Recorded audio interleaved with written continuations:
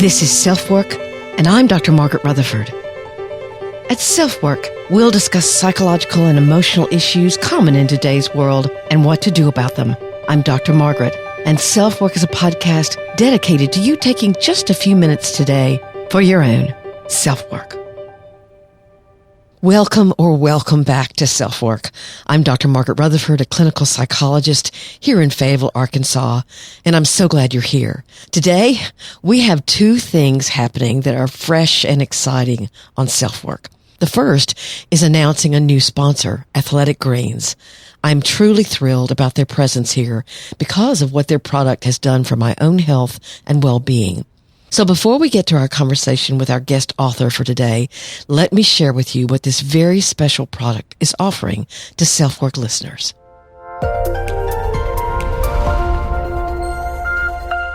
When Athletic Greens reached out to me, I of course said I'd need to try the product, and I was actually shocked. It tastes great with cold water, and I felt more focused. I've had better digestion and energy. Even my non-health conscious husband is loving it.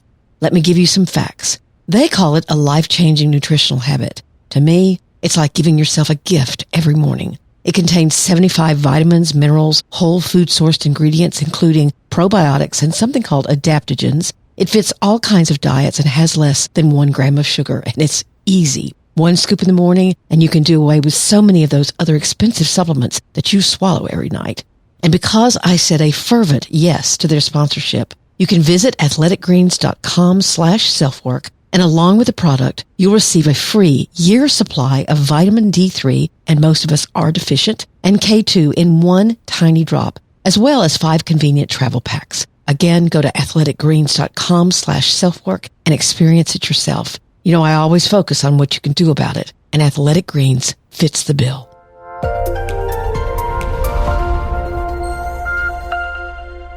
The second event that's making this 225th episode of SelfWork special is my very unique and inspiring guest, Jenny Lawson. If you haven't read her hilarious books, she's more than open about her emotional and mental struggles with chronic mental illness, including severe social anxiety and chronic, debilitating at times, depression. So debilitating that for months she's often been dysfunctional. In her new book, Broken in the Best Possible Way, she makes you laugh until you don't think you can laugh anymore about her battles with insurance, her autoimmune disorders, the destructive side effects of medicine, of wacky, funny things that go on between herself and her husband, and many embarrassing side stories of what her life is really like. Her memory's shot. She loses crap all the time. She has a fascination with weird animal creatures, especially stuffed ones. And the graphic on the front of the book says it all, as every day she hauls around a huge horned animal as her mental and physical illnesses weigh her down. But she's also very quick to say that she's grown from having them. She wouldn't wish this path of learning on anyone, but it's been quite a path. I'm humbly honored and pleased to have her here at SelfWork. So I introduce you to Jenny Lawson.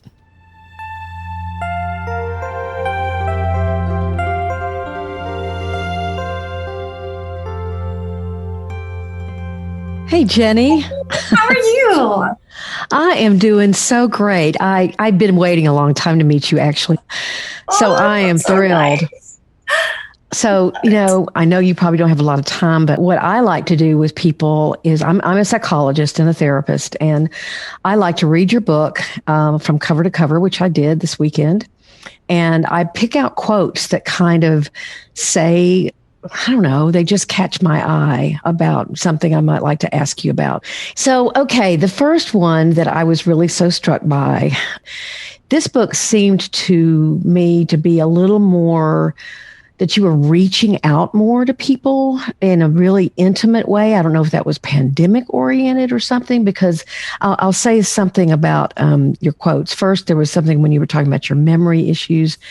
Know that I'm okay with not having that memory right now, because the me that holds it tight is keeping it safe and uncorrupted and glorious.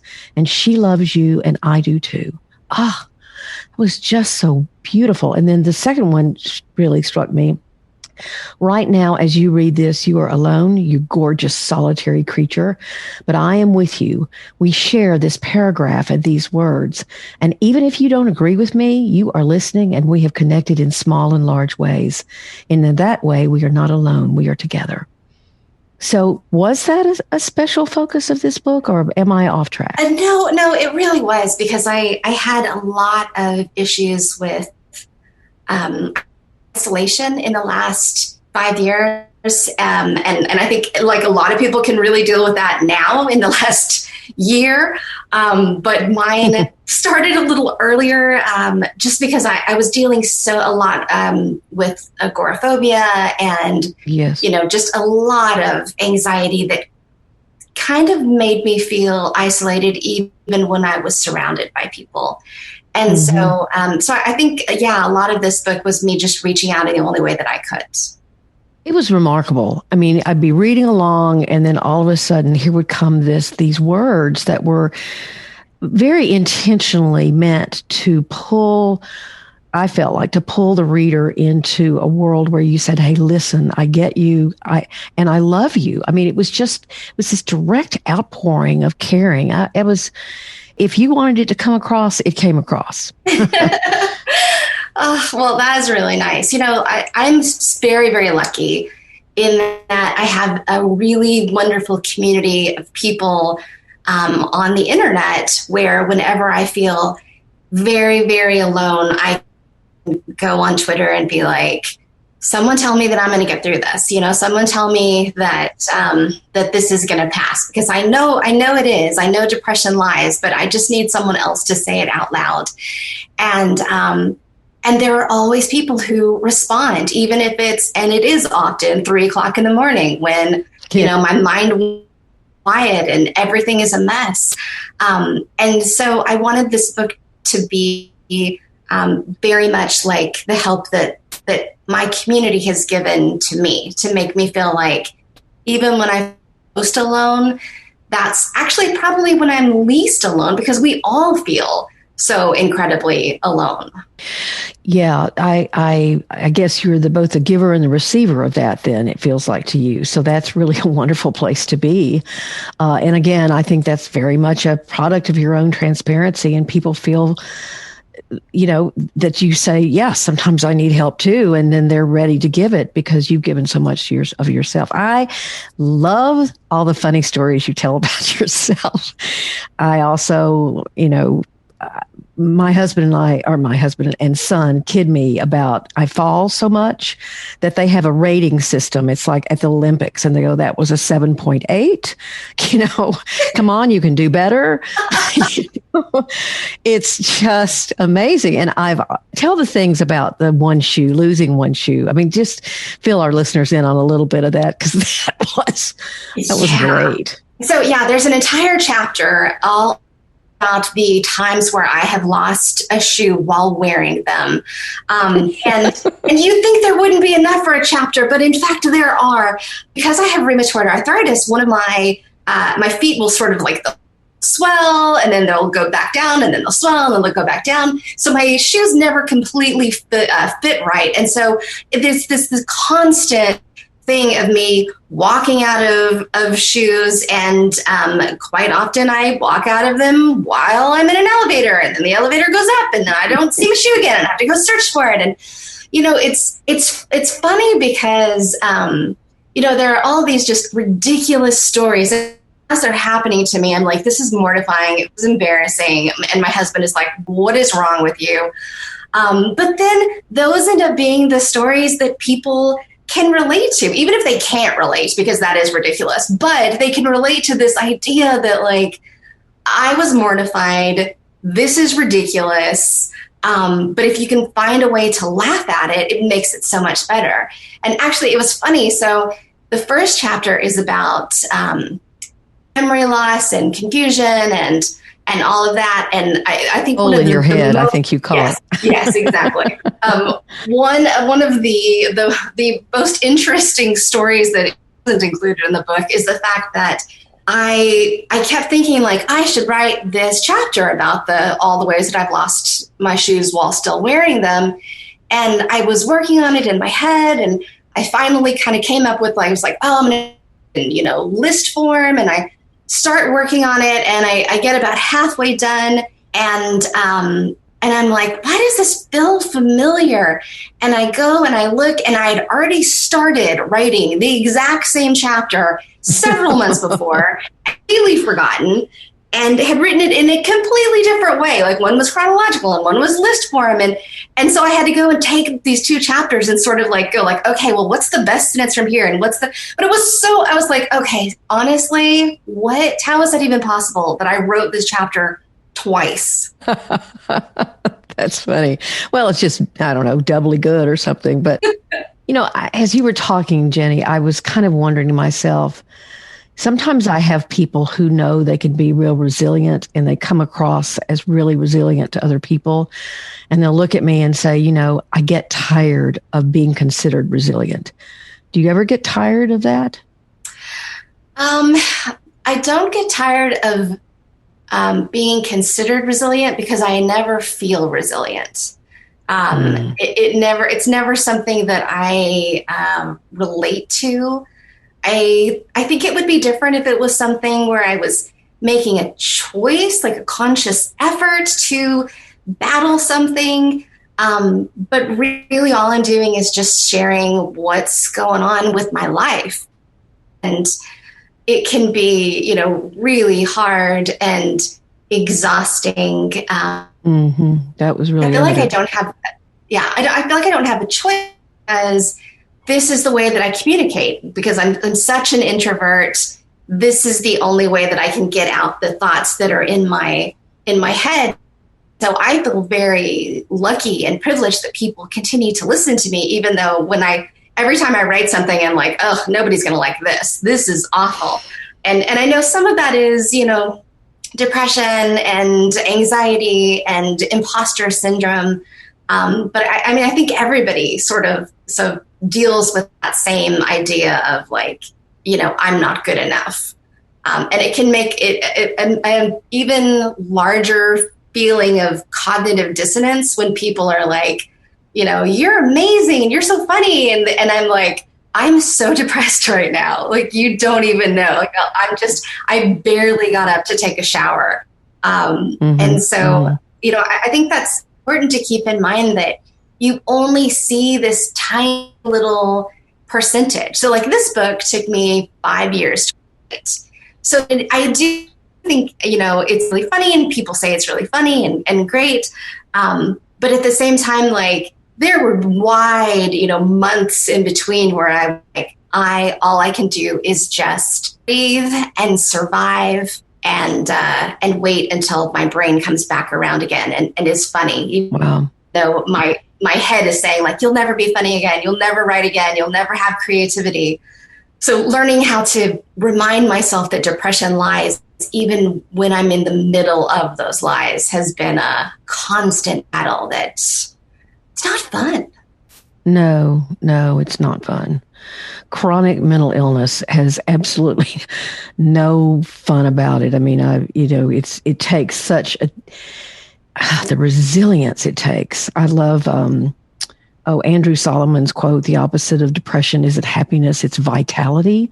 And having that sense of energy and vitality, and you don't have that consistently. It goes, it comes, it goes. And the morning when it passes is just so, why can't I get that back? And so, okay, so I want to go back a little bit because there was one sentence that kind of floored me, knowing you from West Texas.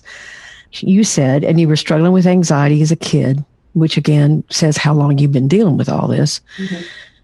You said, my mother took a job as a cafeteria lady so she'd have the same hours as me.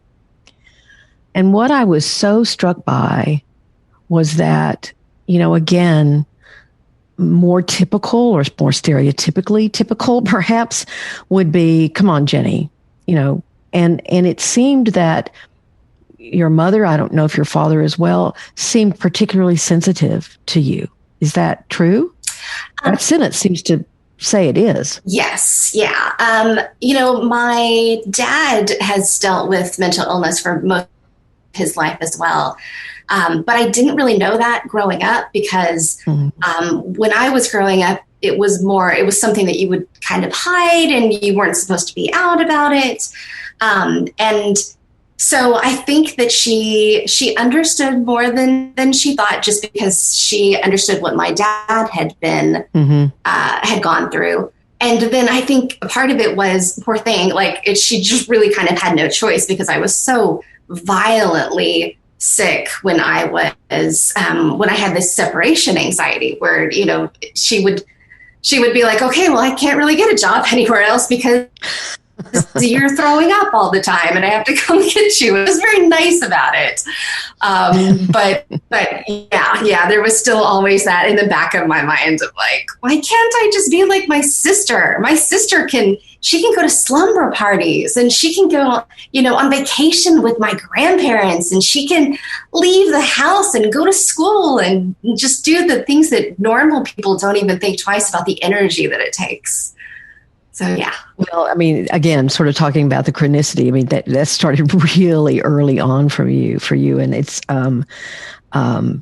amazing that you, and I want to get to TMS here in a second, but I do have one. I've got so many things I want to ask you about. The story of the fountain really got to me, as I have had anxiety disorder myself. I've certainly accepted it. I used to not talk, and I used to be ashamed of it, not talk about it. And I realize it's given me a lot of humility, a different kind of humility than I think I would have ever had. And so I actually have appreciated it because of that. But if you tell the story of the fountain, it was so beautiful, because to me, it's really seeing the gifts that certain struggles can give you. And you went through this series of, can't everybody, I know, I'm not going to tell the story. I'd much rather have you tell the story. Sure. So this was when I think it was when my second book had come out and I was on tour, was in New York. And when I am on tour, I can't do really anything other than just tour, because I'm so exhausted from it. But I was in New York, and you could look out and see, Times Square and Carnegie Hall and, all these places that you think don't exist, and then you're there and then they do exist. And I kept thinking they're outside my window. I need to just go downstairs and just go out in the street and I could not myself leave my room because my anxiety was just so strong. And so I felt like a failure, and I sat down on the floor and I opened up the window, which for some reason, all of the windows in New York open. So weird. That does not happen in the South in hotels. It's so strange.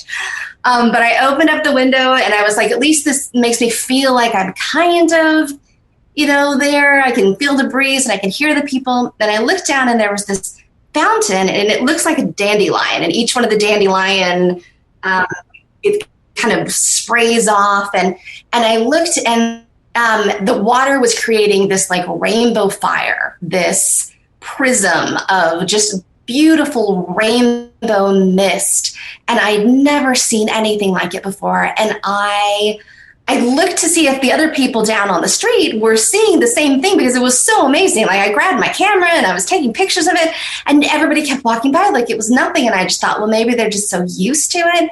But no, I realized that it was because of the angle of where I was up high in the building, that I was the only person that could see it. And there was something so wonderful about the fact that it was on this path that I got to see something really beautiful that my anxiety gifted me accidentally, that I wouldn't have seen if I had been on the streets. I just kind of got chills when I heard that. And it is such a interesting thing to ask people to look around their own lives and try to see if there's any perceptions or experiences that they think that they've had that are tied or linked very closely with their struggles, and with the part that maybe right in that moment they're even hating that they have, or why can't I do whatever other people can do, and then yet you have this ability to see this, and it was just this message of look around and make sure you're not missing what is. and what can be there for you is really beautiful. One of the things that I have gotten, I think, from, I wouldn't choose mental illness because it's exhausting, but I think it does quite often help you to have a deeper well of compassion for other people. Mm-hmm. You can see yourself in them, and you know that your own struggle isn't as obvious. And so it's easier, I think, to look and say, everyone has their own private struggle that may seem so simple or even non-existent to me, but that they're battling themselves right now. Right. So let's talk a little bit more about battle, because between your emotional, mental issues, struggles, diagnoses, as well as your physical ones with RA and other autoimmune issues that you have, you really talked about just the shit show that all that is for you. And the what I wrote some things down, haggling with insurance, especially when they say things that mimic what depression says to you, side effects of meds, doctors not thinking systemically, like, they treat one little issue in the problem and finally someone says, let's look at the whole thing. And so how have you kept up your drive to deal with that just mishmash and what can seem often like a very non-caring, if you don't fit in this hole exactly, then you don't get to do what people in that, we cannot check this box about you, so therefore you don't get this treatment or you don't get this opportunity. And how have you kept up your what would even be the word for it? Stubbornness, persistence? I think persistence is a good word for it, because you do have to be persistent or else you don't get the care that you deserve. Our healthcare system right now is in crisis, and anybody who's had to deal with insurance already knows how absolutely ridiculous it is trying to get the most basic things covered, and how many appeal after appeal you have to go through, and all of the, the incredible amount of work that you have to do just for the basic stuff. I struggled with trying to get my antidepressants covered with my last insurance, to the point where I wrote a whole chapter about it. And then I switched to, they finally were like, okay, I guess you do need them, and we will cover them. And this was after a year of fighting and paying, $300 a month for, antidepressants. And it's just so crazy. One pill. One pill. Yeah. Mm-hmm. Well, no, this was the whole, this is 3. Yeah, exactly. Yeah. Well, thank God for that. Exactly. But then I switched to another insurance company at the end of last year, because my husband changed jobs, and it started all over again. So I was like, yep, it's not just one of them, to the point where, this is, what is this, March? I'm still paying, $200 to $300 a month, because they still have, I just got a call from them today, and they were like, oh no, we are approving it. And I was like, really? Because I got a letter from you saying that you're not approving it. They're like, really? I sent that. I'm like, you did. You sent you. Oh my gosh, what? So yeah, it takes an enormous amount of energy, which is something that you don't have when you are having to fight because you're sick, or you're, especially if you're dealing with depression. Depression is already telling you that you don't deserve treatment, and this is taking money away from your family, and you should be able just to smile and get over it. And then that's mimicked by the same information that you get from your insurance company saying, like, we don't think this is medically necessary, and no, you're making too much of a big deal out of it. So the thing that has been the most helpful for me is to look at it that I'm not just battling for myself. I'm battling every single person who's dealing with the same thing. Because I'm really lucky that, because I have a more open-ended schedule, I can stay on the phone with them for 4 hours time. And they're depending on you not to do that. They want you to be able to say, this is not worth my time, and give up. And I don't. I have a 3-page single-space document just of the people that I've talked to in the last 3 months, of every single person. And when they're like, I don't know, we're going to have to transfer you, and you expect after 4 hours on the call that I'd give up. And instead I'm like, yeah, okay, transfer me. I want to hear somebody else say this again. Outlet, say it out. See how it sounds. So that is one. The other thing is relying on someone else to, share your story and have them say, "Oh, you're totally right. Yes, you should have that covered." Because you start to think like, well, maybe I am being, ridiculous, asking for basic health care. And then the other thing is knowing that it's okay to sometimes take a little break. There are times when it'll be 2 weeks in between when I start, calling the insurance company again, because I know I just don't have for it. So, give yourself permission to take a break, or even if you have, a kid or a parent or a spouse who can help on your behalf, sometimes it can help. And then get the doctors involved as much as possible. Although my doctors have gone to the point where they're like, this is exhausting and we don't even want to deal with this anymore. Like, I feel so bad for every single person who has to fight for typically 4 months before you get your stuff approved. And then that 8 months later, they're going to be like, hey, it's a new year. You got to start all over again. You're like, that's right. I've already done this. That's right. Well, and you talk a lot in the book about Victor, and Victor is your husband. And you talk a lot about laughter, and there was certainly a lot of innuendo and fun and what y'all have to say to one another. And it's really fun in the book. And by the way, in the intro, I did talk about the name of the book. I haven't even mentioned the name of the book yet. It's broken. So anyway, Victor said one time when you had the TMS, and I want you to talk about the TMS a little bit. He was wondering if you'd still need him because you were so much better. And he said to you, "You're a bad risk, but one I'm willing to take." I think that was before the TMS. Mm-hmm. And then your doctor said, "You're going to be fine with TMS because," quote, "I think you'll be fine no matter what. You don't let your pain go to waste." Yeah. And I wanted you to talk about the TMS and your doctor's comments about that. How did you take that? You don't let your pain go to waste. Honestly, it was one of the nicest things that anybody has ever said to me. I was floored. Oh my gosh, yes. And in particular, because I had fought so much along with him to get this treatment covered. And he was so kind about it. And I mean, for months and months of him talking to, demanding, let me talk to another doctor. Let me talk to, he was amazing. He's been a warrior for you. Absolutely. He's been a warrior. Absolutely. And that makes such a difference. So I wanted to do TMS because my doctor had recommended it, and it's transcranial magnetic stimulation. That's basically where they put, it sounds ridiculous, they put like magnets on your head, and then the waves, they sort of tap in and they can kind of change your brain in a positive way. They create new neural pathways, supposedly. Exactly. So there's one side is for your depression, the other side is for anxiety. And they only do it for typically treatment-resistant depression. So you have to have basically failed a ton of different treatments, which I had. And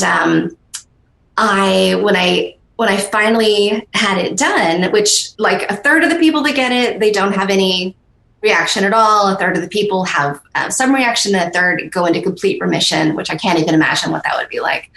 But I was in that middle third where I would say it took me about 75% out of like a very deep depression that I had been in for months and months. And it really helped with my anxiety to the point that I was able to, for about 9 months, get off of my anti-anxiety medication, which is that's incredible. Yeah, right. I mean, if you're someone who has been on it for like a decade or longer, and then all of a sudden you're like, you know what? I think I actually don't need to have this filled for 9 months. That's amazing. But it was sort of difficult in a lot of ways because I wasn't used to being very stable and sort of independent and being able to drive myself around and do the things that I wanted to do. And so it did create this strange, huge new dynamic between you and Victor and your daughter too. Yes, yes. And you think it's all going to be, positive and happy. And my doctor had said, like, you need to be aware that it often can cause a lot of issues, because one person is so used to being reliant on the other person. You can create this, like not really healthy sort of balance, and, refinding that balance can be hard. And it was, Victor really had a hard with, he was like, it feels like you don't need me as much. And, sure. And my daughter was just like, this is so great, but what's going on here? Like, how do you suddenly have energy? This feels like a different mom, and what's going on? But we got through it, and it was, in the end, it was a very positive experience, to the point where about a year later, when I started to feel down again, I went in for another round. And honestly, it's been about a year since the last time. If this wasn't COVID times, I probably would be having another 3-month treatment, because for me, it was uncomfortable. It was expensive. It takes a lot of time. I'm very lucky I was able to get it done. And for me, it was worth it. Yeah, but I've had several patients do it, and I've had about that third kind of response to it too. So, but it is one of the new things that the psychiatric community does have to offer, and a lot more of that is happening. So I thought when you said, "Oh, I'm just really considering this treatment," I was so hoping it was TMS, because I just think that's really cool that you could write about it and educate people about it. So we mentioned your daughter a little bit, and you may not want to talk about her, but I know I have a lot of listeners who worry about how their depression or anxiety or PTSD or whatever they're dealing with, how their child is dealing with it, and whether they're going to have it genetically, and is that their fault, and blah, blah, blah, blah, blah. So, and not blah, blah, blah, like discounting it. It just goes on and on and on. Yes. And I do remember your daughter kind of congratulating you and kind of being, "Mom, you're doing good," And so what has that been? And again, if this is a little sensitive, we'll just. Oh, no, it's good. I don't talk about my daughter's, her personal mental health journey, because no. I think that's her story to tell. And even though I know she wouldn't mind me talking about it, she's 16, and I really think you need to be an adult before you 100% know what it is that you're getting into. Sure. But here are some things that I can share. First off, that especially when she was too young for me to really explain to her what depression was, and so instead I would just say, "I just don't feel good. I'm just a little sick." And I felt like I was failing as a mother, because I couldn't cook, and I couldn't clean, and I couldn't do like so many things, and I would just sit on the couch. And so what I would do is I would turn on like Doctor Who, or, something that I knew that we both would enjoy together. And I felt like, well, at least I'm spending some time with her. And I felt really guilty about all of that time.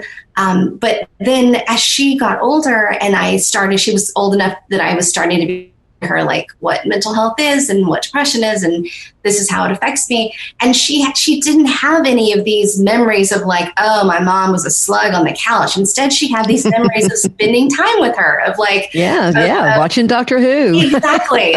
You weren't off, like cooking and cleaning and whatever. You were sitting right there next to me, and and letting me braid your hair. And so, so I would say, first of all, we probably judge ourselves way more harshly. I think the other thing. I would agree there. All you people who deal with shame, please listen. Exactly. I would say the other thing is, I think it can be very helpful to talk to your kids about your own struggles, whether it be with, mental illness or whatever it is, because it, first of all, gives them permission to come to you to talk about when they're having struggles. And also it lets them realize that you are human, and sometimes you make mistakes, and that gives them permission to be human and to make mistakes. I will say that I think something that parents in general maybe struggle with their own kids is that we have an idea in our head of what mental illness looks like, because we are so, ingrained with, this is what anxiety looks like for me, or how it presents for me, that sometimes it can be a little hard to recognize it in your children, because maybe it presents a totally different way. Keeping that open mind and just really listening as much as you can, I think, can be really helpful. What I've said to folks is that, anxiety runs in my family. I found an old clipping about my grandfather who died. He died when my dad was 15. But they were talking about that he would try to get up and speak, and he would get all red-faced, and he couldn't make his words very well, and then they would laugh, and he'd sit down. Well, had performance anxiety. Is what it sounds like. He was having a panic attack, which was fascinating for me to see. But, what I have learned is that when I began then seeing my son struggle some with anxiety, and his was more, he needed things placed a certain way, especially when he was young and that kind of thing. I said, okay, you know what? I know this is not my kind of anxiety, but I also do know what it's like to learn how to accept it in yourself, and just to say, I can't, if I don't accept it, I can't manage it. If I hate it, I can't manage it. Exactly. So I think that's so important. And for folks to remember that if you've accepted whatever struggles you have, then again, as you point out very aptly, yours may not be exactly what theirs are, but that acceptance process is something that you've got down and can offer to them. Yes. And also just recognizing that the tools that they have may not necessarily be the tools that you have. That's like, for me, I have, these really specific things that I'm like, oh, this is what helps me with depression or anxiety. And I call it like my tool chest of like, okay, well, have I had enough to drink today? First of all, have I gotten outside? Have I, and so I do like all the basic things. And if those don't, like, okay, then we go to the next level, And so that's the very easy thing for me. But then, maybe your child's may be like, oh, here's the thing that I need to wear headphones because I'm overly stimulated. And you're like, no, take the headphones off. And I just want to see your pretty face. And what are you doing? And you have to recognize that, like, everybody's got their own tools. And just because theirs look different, it doesn't mean that they're not as valid. And the world has changed a little bit. Yes, it has. Well, I have one last question, and then I'm very appreciative of your time and realize you're in a series of these interviews. Again, the book is called Broken in the Best Possible Way, and it is wonderful. I hope this is a series, and this isn't the last in the series, but I'd like for you to talk about therapy a little bit, because I started the SelfWork podcast because I just thought there was so much misinformation and misunderstanding about therapy, and I wanted to try to get on the air and talk like a normal person and, laugh and just present a very approachable therapeutic kind of situation. Not that a podcast is therapy, but I wanted to try to do that. So I'm interested. I've asked almost everybody that you're only my sixth guest. So, oh my goodness. So what would you say the role therapy has played for you? Well, when I first started in therapy, it was therapy only without medication, which was not really a good fit. And then after that, when I realized that my depression is more clinical depression and that it wasn't necessarily something traumatic that had happened, they were like, oh, you should just see a psychiatrist and just get medication. And that didn't work for me either. It helped. But I needed more than that, because even though, I wouldn't say anything terribly traumatic has happened to me that I need to, talk through and work through, every single day something happens that I need to talk through. And I hate to tell you, but I think having a goat burned up or barbecued in your backyard, I'm not sure what I think that was a little traumatic for me. It's a little traumatic. What I found is that it is incredibly helpful to have someone that you can trust, that you can talk to about. For me, I deal a lot with intrusive thoughts and obsessive thoughts. And sometimes the only way that I can get rid of them is to talk to somebody who is not a friend and not a family and can legitimately say, okay, that's crazy. Or, maybe that is something you need to be concerned about. I have found it just so incredibly helpful. One of the things, though, that I do wish that I would have known right from the very beginning is that just like not every teacher is right for you and one's going to work and one isn't, same thing with therapy. Where like if you go to therapy and you're like, this isn't working, that doesn't necessarily mean that therapy doesn't work for you. It just means maybe that therapist isn't the right, and that's okay. Like it's the same thing why you have someone who's your best friend and someone who you don't like at all. Like everybody has different needs. So I would say I wish I would have known when I was younger that if you're not having it like a good rapport with your therapist, it's totally okay to say, I don't think this is totally working. You're not going to hurt their feelings. No. In fact, they probably picked up on the fact that you're not maybe sharing as much. So it doesn't hurt. It's like dating, you go out and then when you find the right person, you're like, oh, finally I can talk and I feel like this person hears me. Right. And Right.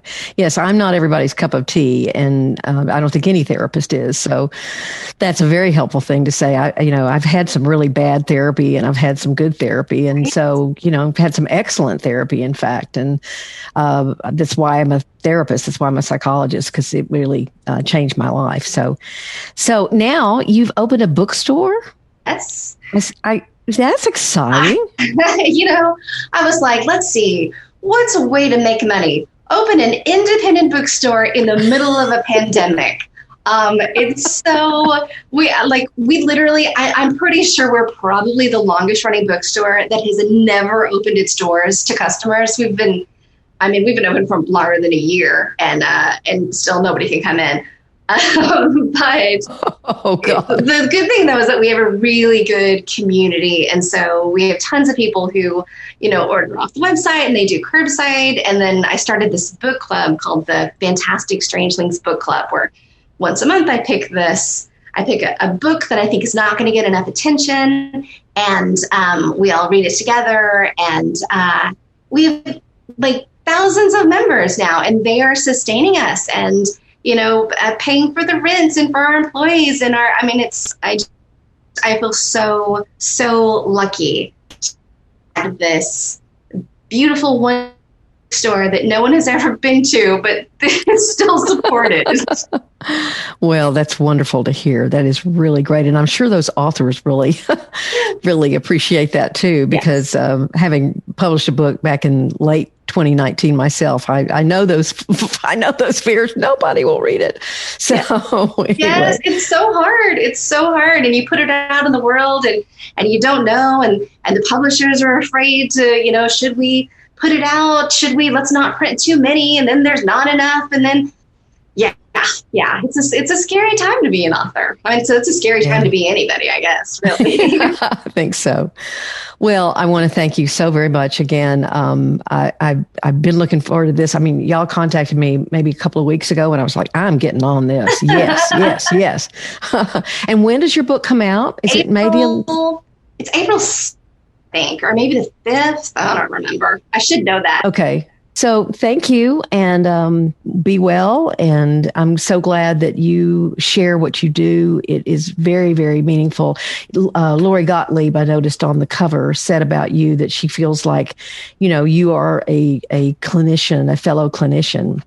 And I really liked her comment because I thought, you're so knowledgeable about it by now that it's a lot of what you have to say is steeped in your experience, and you have a lot of wisdom to share. And I believe we all do, but you're kind enough and talented enough to share it with all of us in a way that just makes us guffaw at times. So, but then also, and the reason why I wanted to bring up the quotes that I did is because there are also times my eyes teared a little bit because I could recognize how much you were trying to say, you are not alone.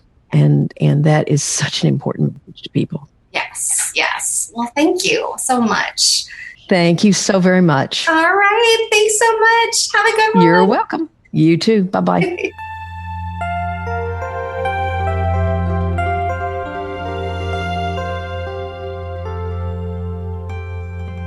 My many thanks and gratitude to Jenny. I so enjoyed that conversation, and I know that all of you did too. Again, her book is Broken in the Best Possible Way. It's only her latest in a series of really incredible books where she's very open and honest and funny and extremely caring for those who are reading the book. She also has a blog called The Bloggess.